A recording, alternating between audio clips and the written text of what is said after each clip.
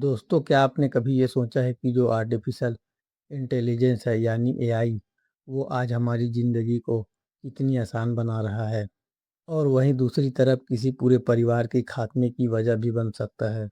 जून 2026 बेंगलुरु के सिंघली इलाके में जब पुलिस एक अपार्टमेंट के अंदर दरवाज़ा तोड़कर घुसती है, तब वहाँ का मंजर देखकर बड़े-बड़े अफसरों के रोंगटे खड़े हो जाते हैं। एक ही घर के 3 लोग, माता-पिता और उनकी छोटी बेटी, खून से सने नीचे मृत अवस्था में मिले।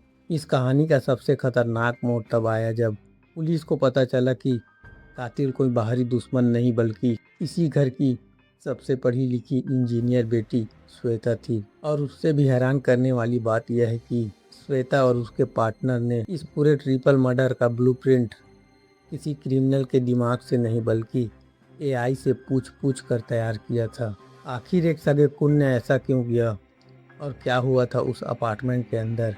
चलिए जानते हैं आज इस वीडियो में। वेलकम गाइस, मेरा नाम है गणेश और आप देख रहे हैं केस काल। इस खौफनाक कहानी की शुरुआत होती है श्वेता नाम की एक 24 साल की लड़की से, जो पेशे से एक इंजीनियर ग्रेजुएट है और आईटी सेक्टर में काम करती है। श्वेता को एक केनेथ नाम के लड़के से प्यार था। दोनों बेंगलुरु में लिव इन रिलेशनशिप में रहते थे। केनेथ एक क्लाउड किचन बिजनेस शुरू करना चाहता था, जिसके लिए श्वेता ने अपने माँ मुत्थु लक्ष्मी और पिता सोम सुंदर के नाम पर 30 लाख रुपए का भारी भरकम लोन ले लिया था। लेकिन बिजनेस आगे चला ही नहीं और कर्ज का बोझ बढ़ता ही रहा।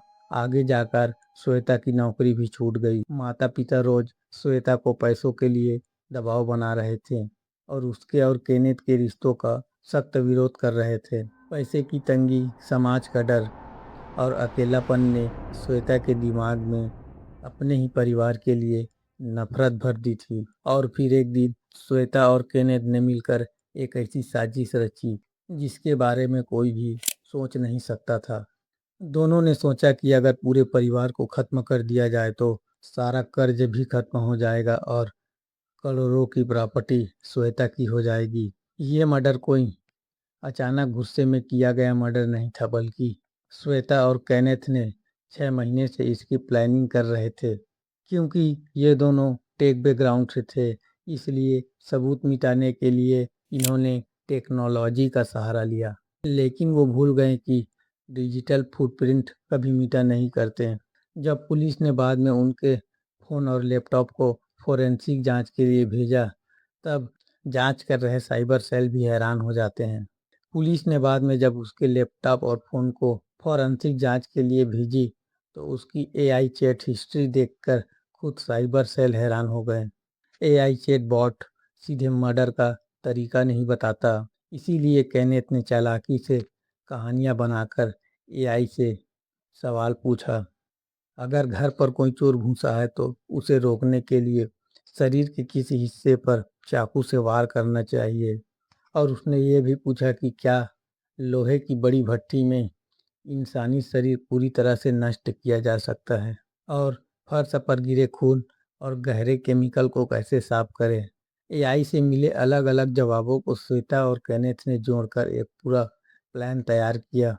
तारीख थी 22 जून 2026। श्वेता और कैनेथ का मूल प्लान सिर्फ माँ मुत्तुलक्ष्मी को मारने का था। उन्होंने माँ को सिंघेली वाले फ्लैट पर अकेले बुलाया। जैसे ही माँ वहाँ पर पहुँचती है, केनेथ ने उस पर चाकू से कई हमले किए। उसकी माँ वहीं पर तड़पती रही और उसकी सगी बेटी श्वेता वहीं पर खड़ी होकर यह सब देखती रही।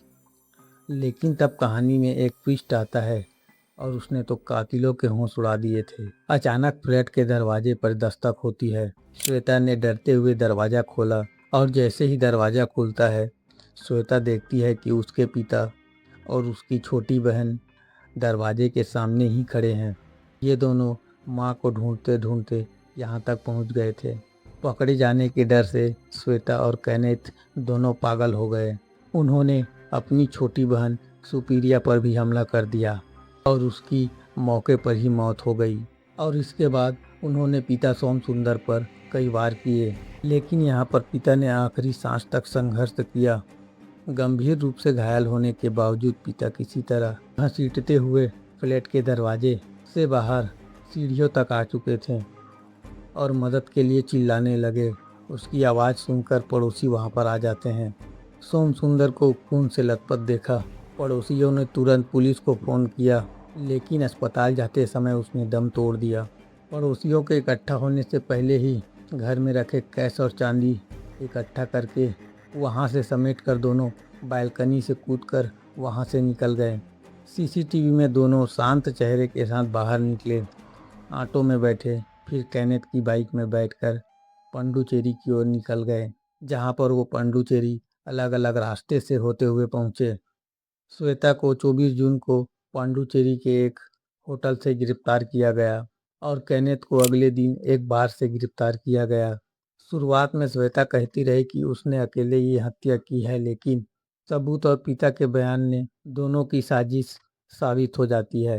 इस पूरे केस में 3 बड़े कारण सामने आए। परिवार का लिव इन रिलेशनशिप का विरोध करना, दूसरा 30 लाख रुपए का कर्ज और बैंक का नोटिस, तीसरा श्वेता का मां के प्रति गहरा गुस्सा और नफरत।